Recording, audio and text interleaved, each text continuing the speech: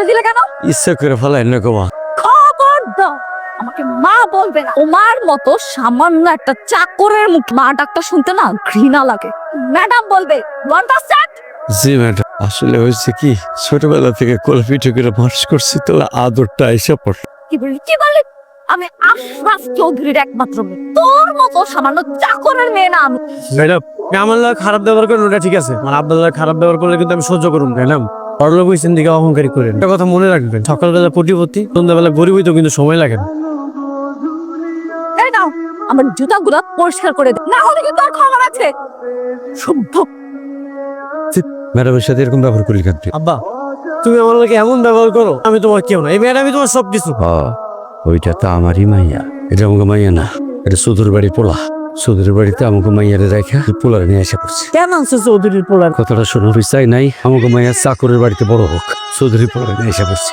আব্বা তুমি চিন্তা করো না, তোমার কাছে এমন একটা প্ল্যান আছে, এই মাইয়ার অহংকার সব ধ্বংস হয়ে যাবে। তুই কি প্ল্যান করছিস? চৌধুরী সাহেবের মেয়েরে প্রেমের ফাঁদে ফালামো, তারপরে এই সকল সম্পত্তির মালিক হয়ে যাবো। খবরদার এই কথার মুখ আনবি না।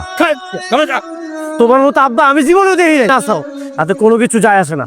আমিও দেখবো কেমনে করো তুমি বিয়ে। তুমিও এইখানেও দেখবো তো, শুনছ? শুনছি ওই ফকিন্নির পোলা না, ফকিন্নির মাইয়া হইল তোমার। এই কথাটা যদি চৌধুরী সাহেব জানতে পারে কি হইব তোমার চিন্তা করছো? চিন্তা করা লাগবো না, চিন্তা আমি করেই তুলছি। এটা এখানে কে রাখলো? নিশ্চয়ই শয়তান ড্রাইভারটার কাজ। সভ্যটা ড্রাইভার, জি ম্যাডাম।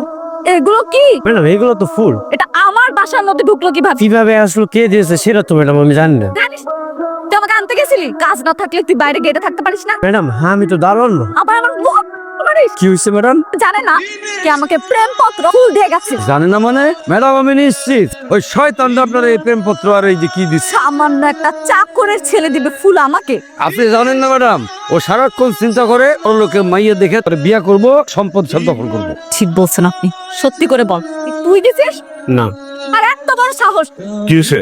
ম্যাডামের জিগাল আপনি, আমি কই ওর গালে আপনার জুতাটা খুলে দিলে বাড়ি দেন।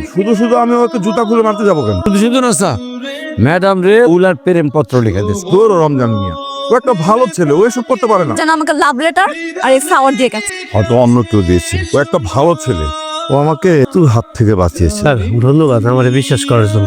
তুই উপরে যা, আমি দেখতেছি। একটু আমার সাথে আসো তো। রে বর্ষা, এত ফুল লাগে আসতে? রাস্তা অনেক জ্যাম ছিল এই জন্য। ওইটা কে, তোর বয়ফ্রেন্ড নাকি? ওয়ার্ড বলতেছিস সব তো মাথা ঠিক আছে? দেখেও বুঝিস না ও আমার ড্রাইভার, খুব কথা বলিস। ড্রাইভার তুমি যাও, গাড়ির কাছে গিয়ে দাঁড়াও। এই, কি হলো, কথা কি শুনতে পাও না? বল তোদের আজকে প্ল্যান কি? আজকে আমরা একটা রেস্টুরেন্টে যাব, আনি আমাদের ট্রিট দেবে, তো বেশ ভালোই হয়। চল আমরা একসাথেই যাই। চল চল চল, উঠে পড় উঠে পড়। ড্রাইভার গাড়িটা পার্কিং করে রাখো। 20 টাকা দিকে আসলে একটি গাড়ি একটি ফ্ল্যাট। ভাই এই লটারি যে কি পাওয়া যাবে? ওটাইতে একটি গাড়ি একটি ফ্ল্যাট 50 লক্ষ টাকা পুরস্কার ভাই। কত লাগবে? একটাই জানি। লটারি সব অর্ডার কি শুধু আমাদের জন্য? ড্রাইভারের জন্য কোনো কিছু অর্ডার করবি? কোনো দরকার নেই, তোরা জানিস না গরিব হলেও ওর অনেক ডিমান্ড। তাই নাকি? হ্যাঁ, তুই কিছু বলতে পারিস না? কিছু করার নেই দোস্ত, কারণ ওর বাবা আমাদের বাসায় কাজ করে, বংশ পরম্পরা থেকে আমাদের চাক। একদিন তোর এই হাসি আমি বাইর করি। ও সে ও দেখ কি করি। এই ড্রাইভার এদিকে আসো। শোনো, এখান থেকে একটা টিস্যু নিয়ে আমার এই স্যুপটা পরিষ্কার করে দাও। কি হলো, দাঁড়িয়ে আছো কেন? দেখেন ম্যাডাম, আমি আপনাকে ড্রাইভার, এর মানে এই না স্যুপ পরিষ্কার এটা আমি পরিষ্কার করে দিব। তুই একটা 2 টাকার ড্রাইভার হয়ে মুখে মুখে তর্ক করিস, যেটা করতে বলছিস সেটা কর। দেখি সত্যি মন্দিরে এই যে পরিষ্কার করতে পারেন না। তোমার সাহসের সামনে আমার ফ্রেন্ডকে অপমান করতেছিস, জানিস এর পরিণাম কি হতে পারে? চাকরি থাকবো না, তাই তো বললাম না আপনাকে চাকরি। ব্যাপার কি, ম্যাডাম একলা একলা সাদে জানি চিন্তা করতেছে মনে হয়। আম্মা জান কেমন কি জানি ভাবতেছে না। তোমার কুলাঙ্গার ছেলেকে কিভাবে শাস্তি করা যায়? কেন ম্যাডাম, ওই কুলাঙ্গার কি করছে? কি করে না সেটা বলো। ওকে শাস্তি না দেওয়া ছাড়া আমার আর ঘুম হচ্ছে। ম্যাডাম আমি একটা বুদ্ধি দিই, কি বুদ্ধি? ওই কুলাঙ্গারটা নিয়ে বেডরুমে ঢুকে যাবে। How dare you! ম্যাডাম আপনি শাস্তি দিতে চাইতেছেন না, কুলাঙ্গারের শাস্তি দিতে হলে এই বুদ্ধিটা কাজে লাগায়, ওরে নিয়ে বেডরুমে যে দরজা লাগায় চিৎকার শুরু করে দিলেন। আমি আর বড় সাহেব তারপরে চিৎকার করে কান্না শুরু করি, তারপরে ওরে যে মার মার মুখ। কিন্তু একটা কথা, কোনো গড়বড় নাই তো? প্রথম দেখলাম বাবা ছেলেকে শায়েস্তা করার জন্য উল্টা বুদ্ধি দিতে। ছেলে যদি কুলাঙ্গার হয় তার শাস্তি তো তারে পাইতেই হবে। হ্যালো, তুই কই? আমি তো নিচে। তাড়াতাড়ি উপরে আয়। ম্যাডাম জানি কি কথা কব, তোর জরুরি। আচ্ছা, আমি অহনি আইতেছি। ম্যাডাম আসবো? হ্যাঁ, ভিতরে আসো, বসো। সমস্যা নেই ম্যাডাম, বলেন। কথা আছে, পাশে বসো। পাশে বসবো? বসো বসো। মাহিম, তোমার সাথে এতদিন অনেক খারাপ ব্যবহার করেছিল, তোমার কোনো দোষই নেই। হঠাৎ হয়তো ভালো হলো কেন? মাহিম, তুমি অনেক ভালো ছেলে।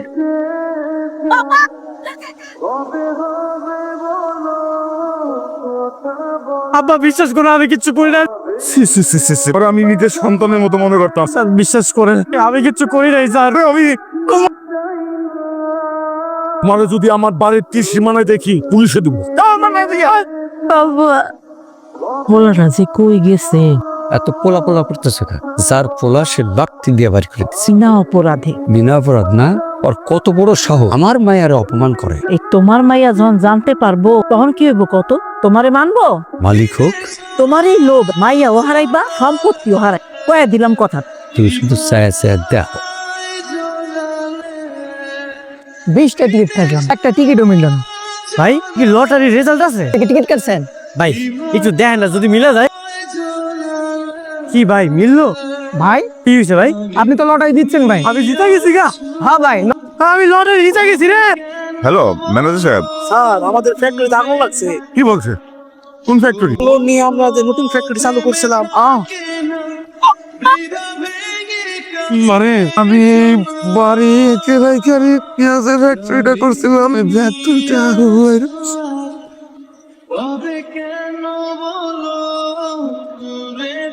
আমার দিকে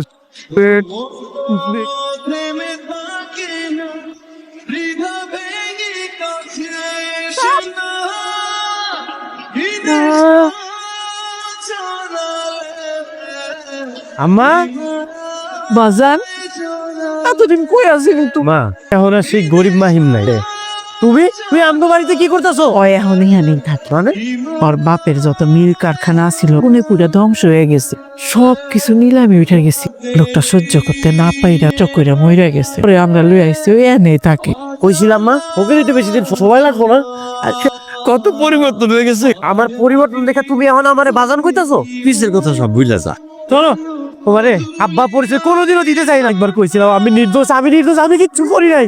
বাজন রে, ক্ষমা করে দে বাজন আমারে। পরে তো তুই ভালোবাসিস, ওর লগে তোর বিয়ে দিয়ে দে। রমজান কাকা, আমি ওকে কেন বিয়ে করব? কি মনে করছো তোমার এই জায়গায় বিয়ে করতে আইছি? আগে তো তোমার বাপের টাকা পয়সা ছিল। না থাক বাজন, নাই তো কি হয়েছে, তোর তো আছে।